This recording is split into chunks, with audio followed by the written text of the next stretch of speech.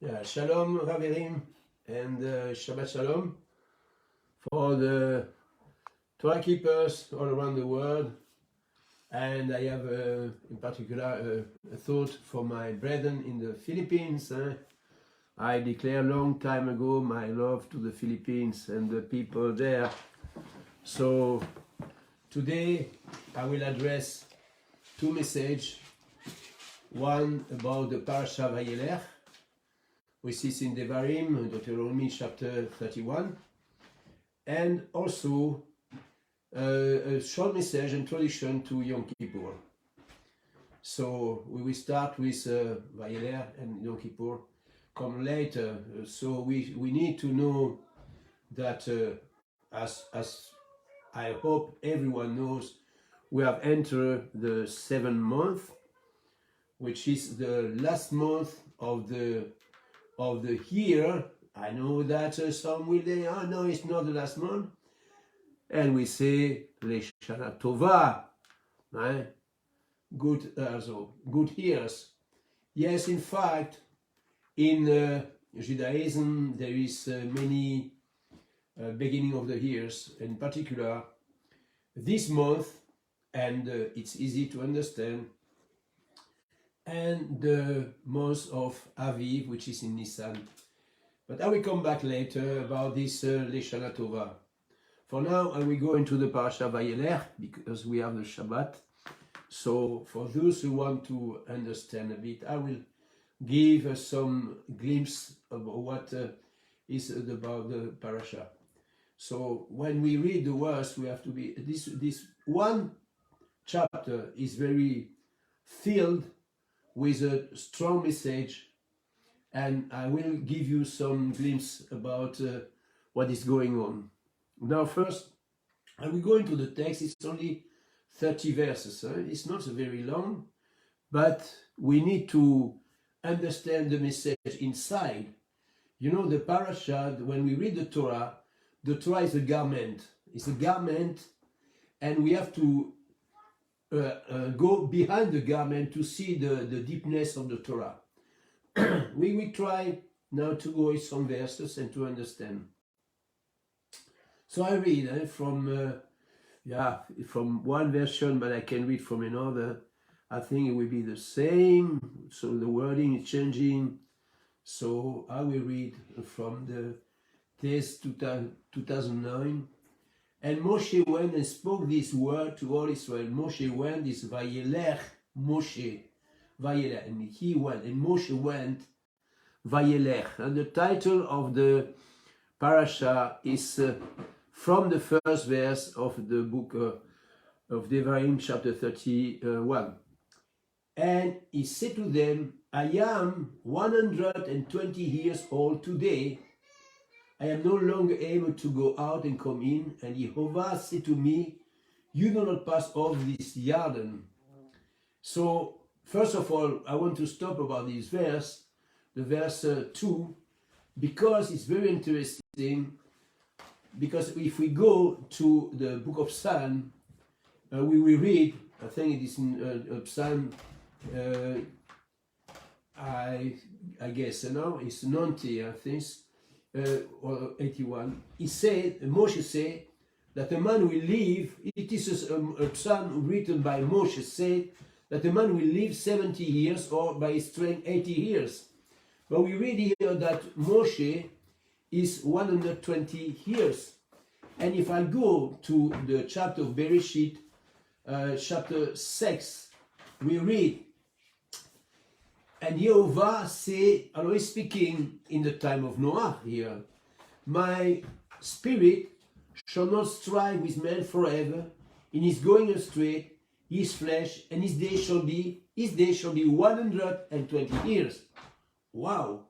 Very interesting if we understand the connection between this verse from Bereshit 6:3 and Devarim, Deuteronomy 31, verse 2. I go back to Devarim 31 and I will explain.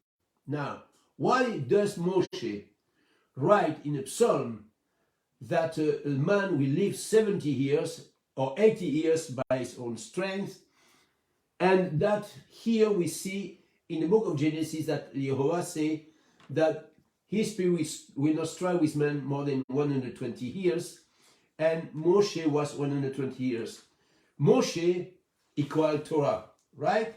We say the Torah of Moshe. So this Torah of Moshe, here, this chapter deal with something which is prophetically speaking. And he speak about the returning of Yehoshua into the land of Israel, as we see in this very text. So here what Moshe is saying, that his Torah, the Torah of Moshe. What is the Torah of Moshe? The Torah of Moshe is the Torah of which Jehovah has given to Elohim for his people for a certain time. But the Torah itself is eternal. The Torah do not change. But the Torah of Moshe will be brought to a higher level when Mashiach come back. And I will show you that. Okay? This is why here he said there is he lived 120 years, and now he's going to his father to sleep with the fathers. Now, when I look Bereshit chapter 6, we know 120 years. Unfortunately, the translation is not so good because it's 120 years, a cycle of life. Cycle of life. When you take Genesis or the Bereshit chapter 6, and you take the 120 years, and you multiply with 50 years, which is the time of Yovel's years, with 50, you have 6,000 years. What does Jehovah say? Jehovah is saying to the people that the people, as we know today, will live for 6,000 years, and after that, it will change. Moshe was an example of that, of this time, because he lived 120 years. And after that, he went to speak to the fathers. So, after 120 cycles of Yovel, which means 6,000 years, the Torah of Moshe will be now given to whom? To whom? To Yehoshua. In this time was Yehoshua the son of Nun, as we're going to see. But will be given to Yehoshua, the son of Joseph and Miriam. And the Torah will be brought to the higher level, a spiritual dimension, because it will be in the time of Mashiach, the reign of Mashiach when he come back. The Torah will remain the same as the Torah of Moshe, but we go in the hand of Yehoshua, and it will be brought to a higher level, because we will have to grasp it by the spiritual meaning. Now, it seems maybe difficult for some, but if you dig into the Torah, you will see that what I say now is really what will happen with Yehoshua. We have to understand that when Yehoshua died, he removed, the dying of Yehoshua was to remove the sin of Adam. Adam, the first Adam. He removed the sin of Adam, because sin is in the flesh. And he removed the sin. When Adam, the first Adam, was living in Gan Eden with Chava, and he was before the sin, he was able to speak with the Father. He never saw the Father, he was speaking with him. In the garden, he heard the voice of Jehovah. He heard the voice, and he spoke to him. He replied to him. This is the same level of Yehoshua when he speak, and he said that he come and he speak the word of the Father. It is the same level. How do we know? Because we have to understand, we have to study how is the nefesh of the first Adam. The nefesh of the first Adam was perfect. The soul is divided in 5 parts. Well, it's a nefesh. The nefesh included the ruach with the neshama. This is what makes the difference between animals. Animals have ruach, but they don't have a neshama. The neshama is a part, the divine part of Elohim in every one of us, not only to those who keep the Torah, but to every human being. unfortunately, because of the rejection of the truth, this neshama is sleeping in the majority of people on the earth.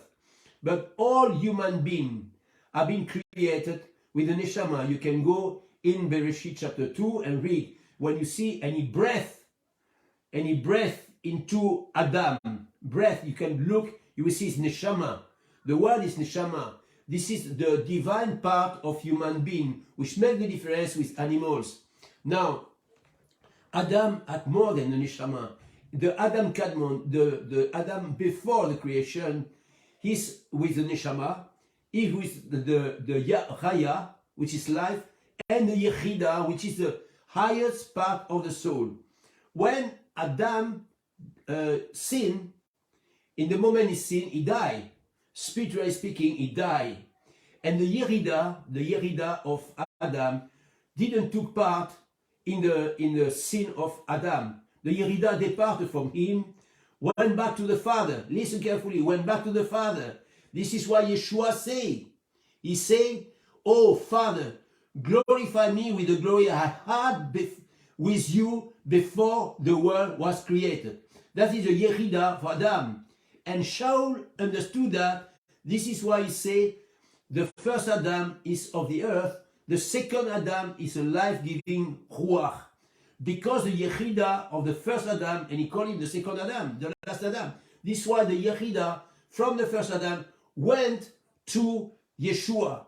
I don't say that Yeshua was living before. I said the Mashiach, the spirit of Mashiach, was already with the Father. Not Yeshua physically, who is the son of Joseph and Miriam.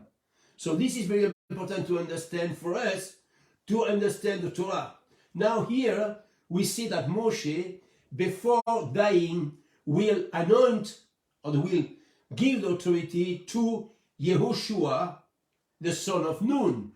Now, Yehoshua was called in number, Bamidbar 13, the name of Hoshea was changed into Yehoshua by Moshe himself. Moshe added the Yod to the name of Hoshea, which make him Yehoshua, not Yeshua, not Yahushua. You can read whatever you want, but if you go into the Hebrew, it is Yeshua, Yehoshua, Yehoshua, Jehovah save. So Yehoshua, the son of Nun, and Nun mean to spread again and again, over again and again, to perpetuity. Okay, so Yehoshua, which is a shadow of the son of Joseph and Miriam, coming to bring back Israel, to the house of Israel, to the land of Canaan, given to Abraham, Yitzchak, Yaakov. Now he say, look, he said in 31:3, he said, Yehovah your Elohim himself is passing over before you. He shall destroy these nations from before you, and you possess them. Yehoshua himself is passing over before you, as Jehovah has spoken. This is the shadow of things to come. Yehoshua, literally, Yehoshua the son of Nun, is the one who followed Moshe and brought the children of Israel into the land of Canaan. They crossed the Jordan to enter into the land of Canaan, which is naturally beautiful, a beautiful picture of what will be when Mashiach comes back and we gather the elect from the four corners. And he said that Yehovah will go before. He said, Yehovah, your Elohim himself is passing off before you. Because when Yeshua is there, Elohim is there. And we see more, he said, be strong, courageous, do not fear, not be afraid. Because there is no reason, I am with you always. So he goes, and then Moshe goes on to explain what will be the rebellion. He commanded the children of Israel every 7 years at the feast of Sukkot to read the Torah before the people. If we want to understand that, we have to go back to the book of Nehemiah. Nehemiah and Ezra were the people who brought back some people from the captivity in Babylon, in Babel, excuse me, to Jerusalem, and they discovered the Torah again. They rediscovered the Torah, and they were weeping. And in the time of Yom Kippur, in the time of Sukkot, excuse me, they read the Torah from morning to evening. They read the Torah. This is what here he said, Moshe commanded them, saying, at the end of 7 years, at the appointed time, the year of release, Shemitah, at the festival of Sukkot, when all Israel come to appear before Yehovah, your Elohim, in the place which it chose, read this Torah before all Israel in the hearing. This is, you go to Nehemiah chapter 8 and 9, and you will see they are reading the Torah. They are totally devoted. The Torah is addressing to all Israel. Israel equal one. Israel equal one. This is what we are to do when we realize, and if I fight against anyone who is in the covenant, through the Shabbat and through the dedication, I fight against my own people. Don't forget that, because this is very important. Shaul explained, he said, we are coming as living stones in one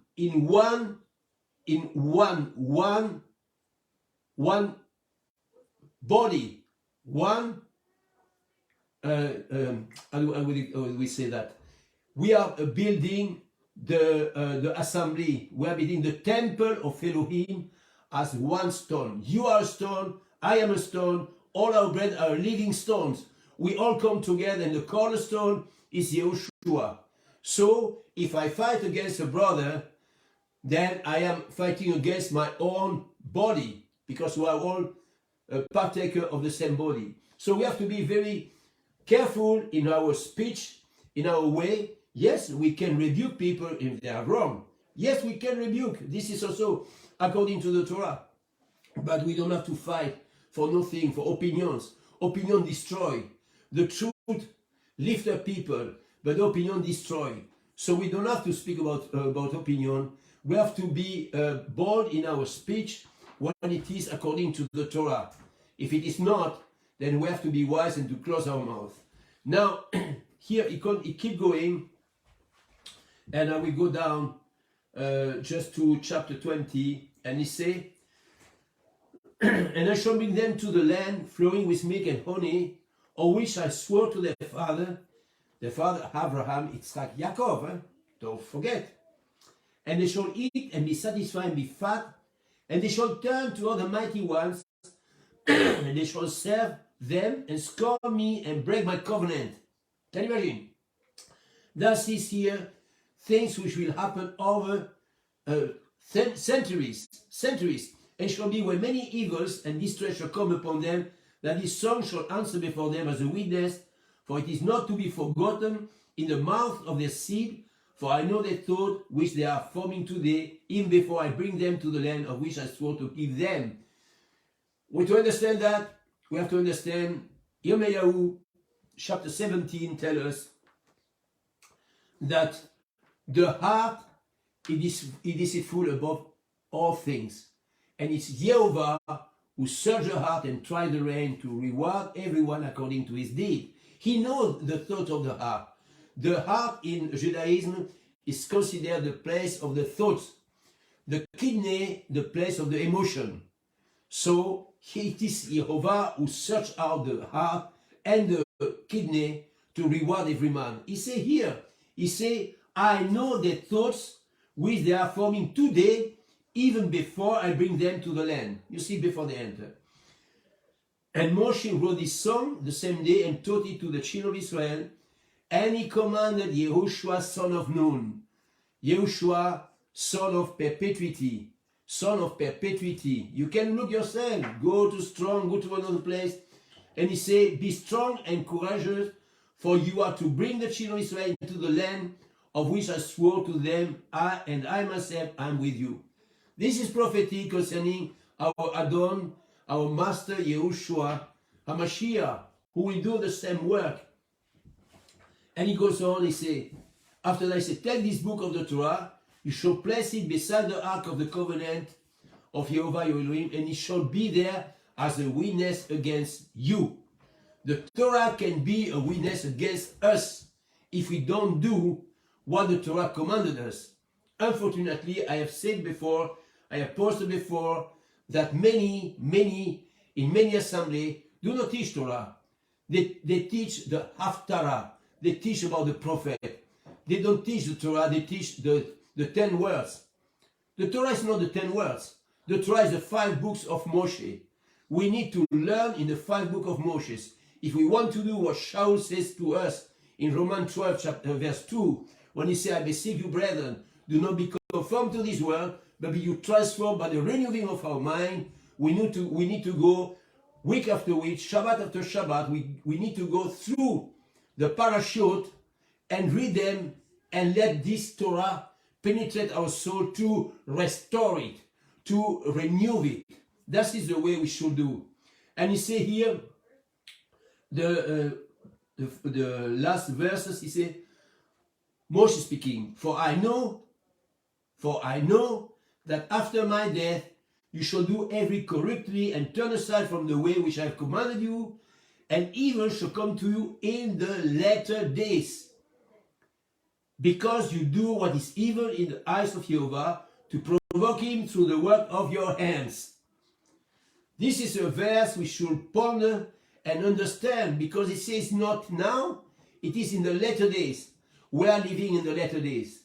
We are living now, right now, in the latter days, and even in the latter hours of the latter days, because Mashiach is about to come very soon. We have to be prepared. Now, this is a message which is very important. So this parasha today, Vayelech, in one chapter gives us a lot of information about the work of Mashiach, the work of Yehoshua, and what will happen in the latter day. This is here what we're going on. Because you do what is evil in the eyes of Jehovah. So you have different ways to understand this work. We can look at the house of Israel was gone astray in Christianity and different way of all the denomination of Christianity, and have been lost in their doctrines, man's-made doctrine. And again, in the other side, we have to look also that it is not the best way to do it, but for a reason. I encourage you to study the parable of the prodigal sons. Yeshua explained this parable. It is a parable which speaks about the return of Ephraim, the house of Israel, and Yehuda.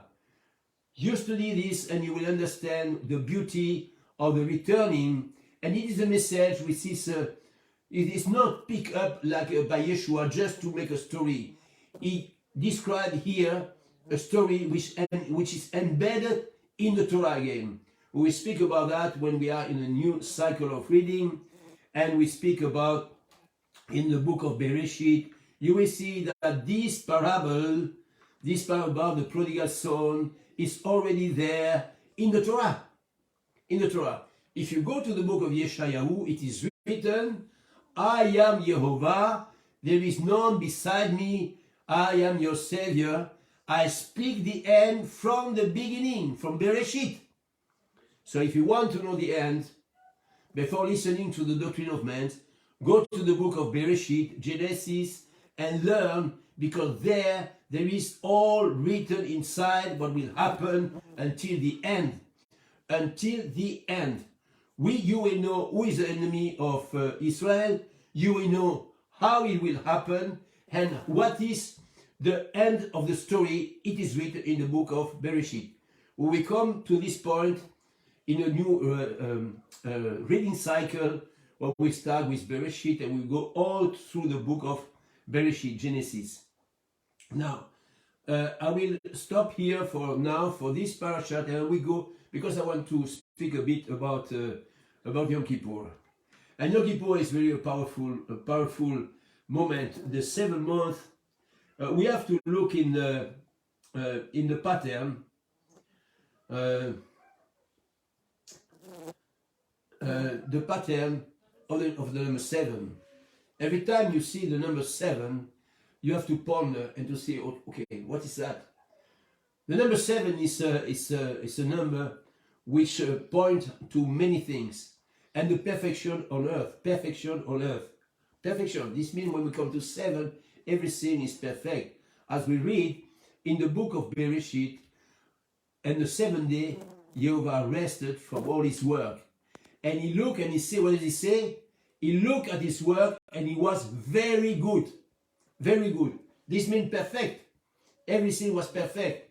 So when we come to the 7 days, we see that it is perfect. Now, when we go here, we are in the 7th month. The 7th month is a prophetic month, and we need to see that as a prophetic month for the future.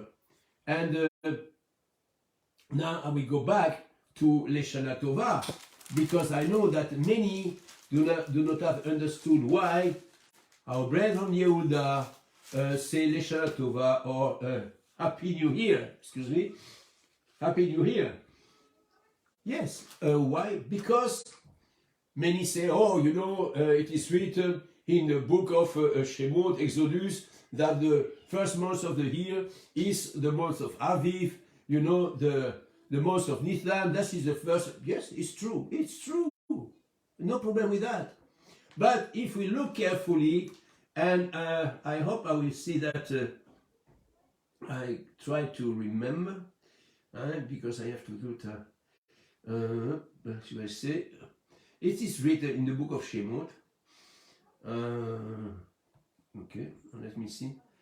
It is there. If not, I will have to look. Let me see. Okay, voilà. Okay. So if you go to the book of Shemot, chapter 34, we will read. I say, he's speaking about the feast. Perform the feast of Shavuot for yourself, or the first fruit of wheat harvest, and the feast of ingathering, Sukkot. At what? At the turn of the year. The turn of the years. In other translation, I will read, and he said here, another translation, and you shall observe the feast of weeks, of the first fruit of wheat harvest, and the feast of ingathering at the year's end. The year's end. You see? The year's end. Now, the question is the 7 months the end of the year? No, it's not. Because we know that we will still go 5 months more to come to Pesach. So what is it? Yes, it is a year's end for the agricultural work. It is a time where everything has been gathered in the barns. All the fruits of the production of the earth has been gathered by the farmers. Everything is finished because we come at the season of the rain. And this is very important to understand. And if you look very carefully, I will not go so deep into it. Maybe I will make a video for Yom Kippur. It is written that here they blow the shofar in the 7 months for the Shemitah, the year of rest, and the Yovel. Shemitah and Yovels are counted from the 7 months to the 7 months, 1 year after another. So the cycle are counted from the 7 months to the 7 months. This is why they say Leshana Tova. So don't miss this point to say, oh, it's not true. Yes, it is true. It is true because we have a year which count the Yovel and the Shemitah.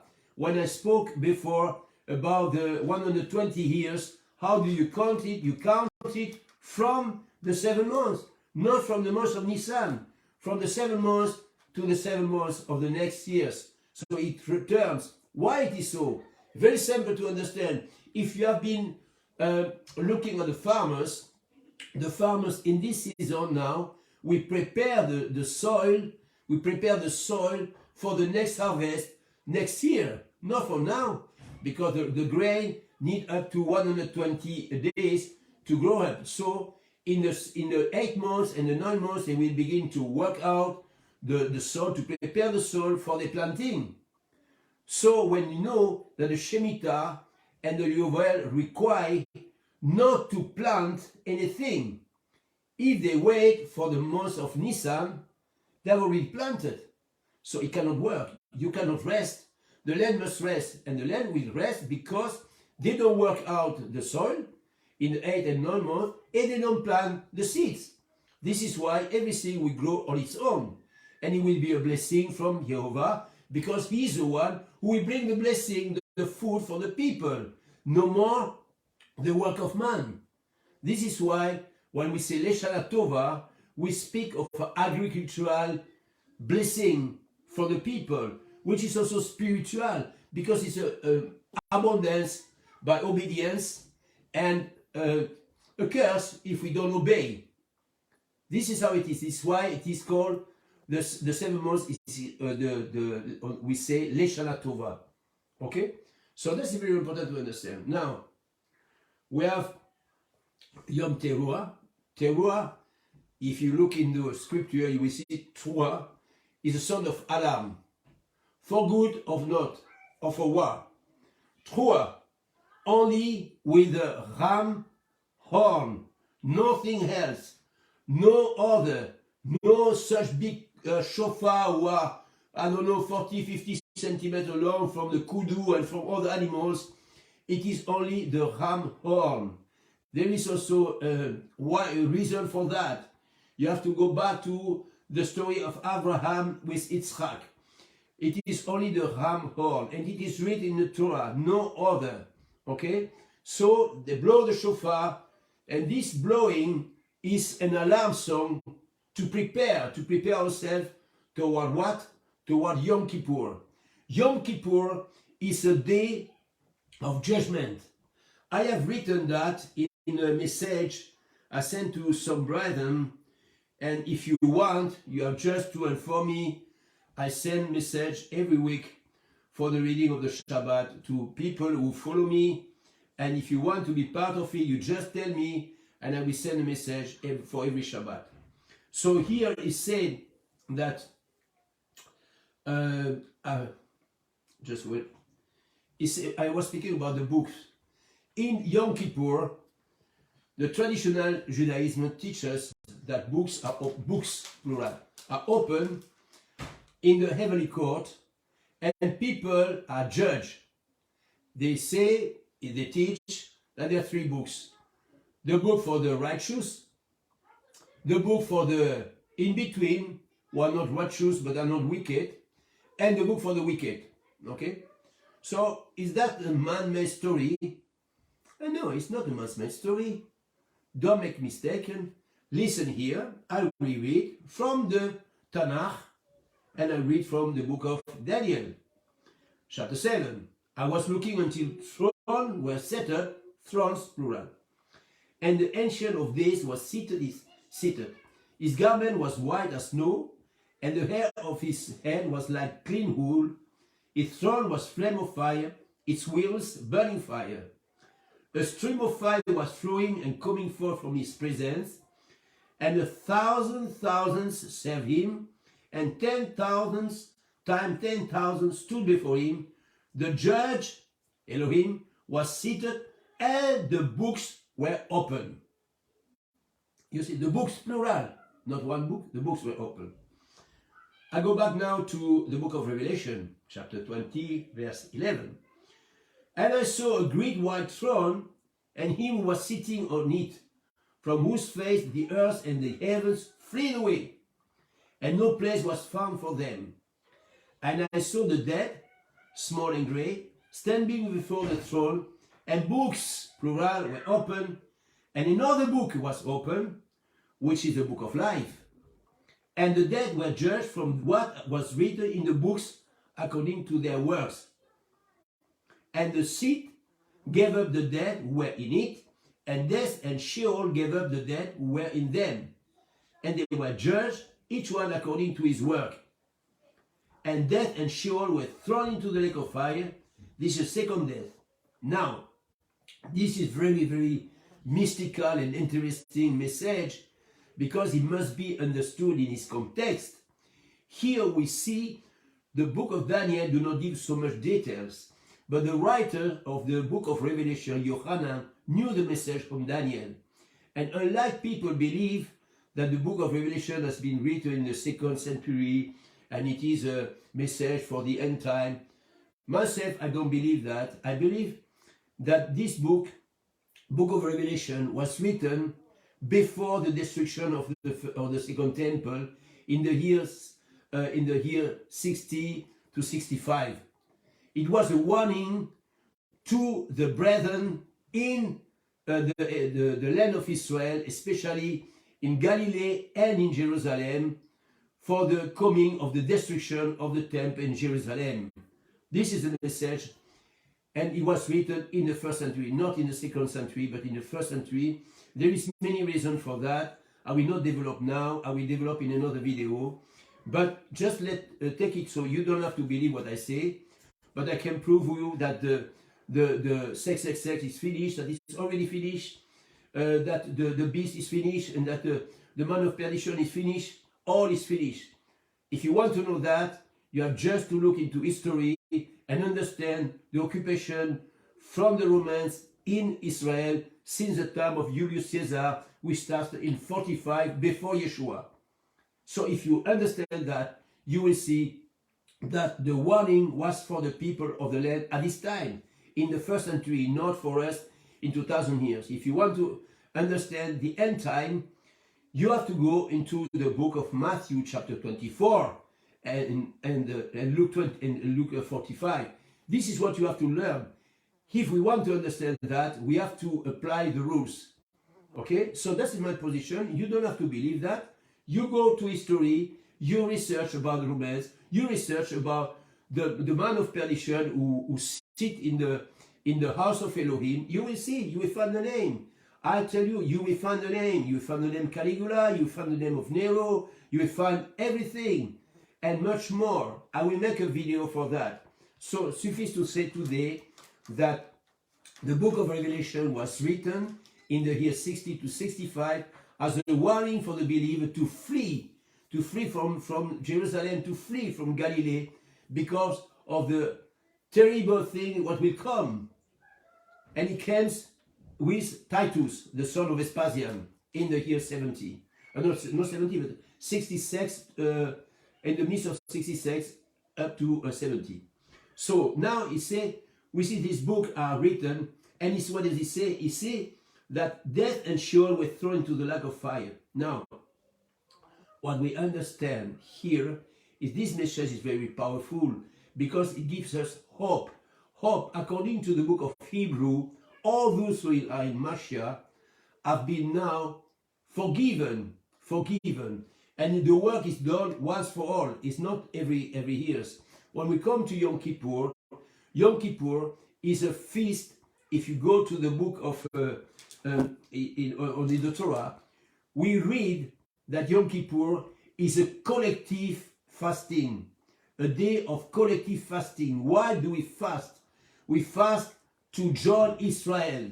We join ourselves to all Israel, including Yehuda. And we fast because we mourn upon our sin, the sin that we have done. But thanks be to Yehovah, we have been set free from the power of the sin through the blood of Yeshua. Yeshua has removed from us the power of death. Which death? The first death? No, the second death. The second death, which was the death of Adam.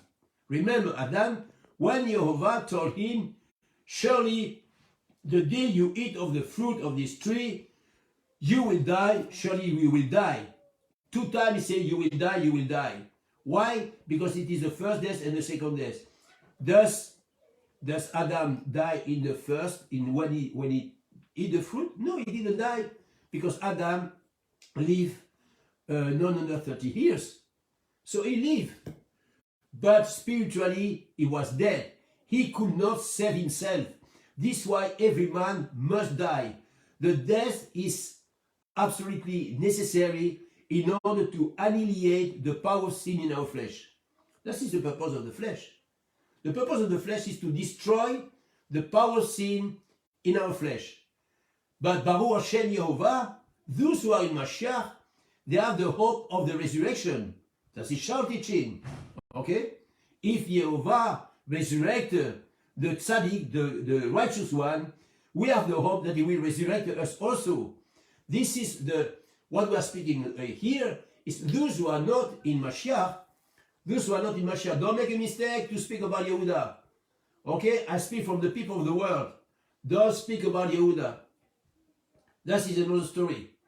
But here, those from the world who have not the Mashiach, which restore our relationship to the living Elohim, then they will face the second death. The second death at the moment of the judgment, as we have read. But for us, thanks be to Yehovah, if we keep going to work out our salvation with fear and trembling, then we have the hope in us that we will see Mashiach. We will see Mashiach.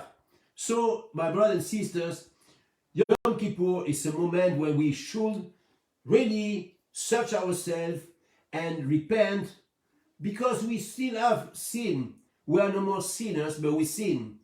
And the Yohanan explains us in 1 Yohanan, he say that if we confess our sin, he is good to forgive us and to cleanse us from every unrighteousness. You see, who said he doesn't sin? We are all of the flesh. It is a battle within us. The battle between the Yetzer Hara and the Yetzer Tov, the evil inclination and the good inclination. So we have this battle. This is why Shaul say, walk in the Ruach, you will not fulfill the desire of the flesh. You will go to the Yetzer Tov, the good inclination, and you will not follow the evil inclination. This is the battle in us, and that we have to meditate on it, and we have to pray. We have to pray to the Master of the universe, to ask him to strengthen us in order not to follow the Yetzer Hara, but the Yetzer Tov. And this is the message I want to give you for Yom Kippur. Yom Kippur is a time of deliverance for us. It's a time when we expect to see Yeshua to be enthroned in Jerusalem, to rule over all the nations, the day when Israel, all Israel, will be light into the world. Many today say, oh, we are the light of the world. Where is the light? Where do you see the light? Nobody look at the light. No. Israel will be the light when Mashiach come back. When Mashiach come back, we will be elevated to a higher spiritual level. The Torah will be spiritual, and the all nation will see the light of Mashiach through the Talmidim, through those who today make the work to prepare themselves for the coming of the Mashiach. On this day,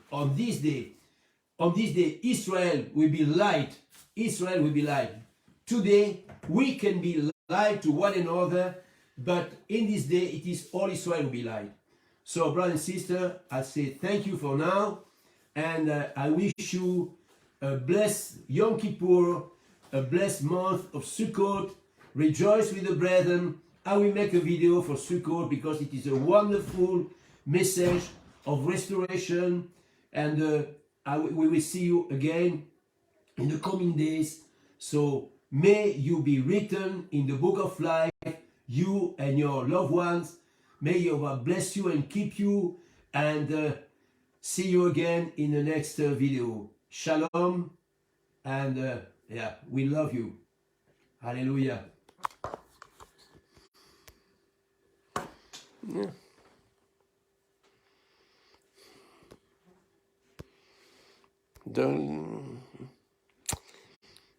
Je sais pas comment l'arrêter. Sorry, I'm promising. I don't know how to stop it.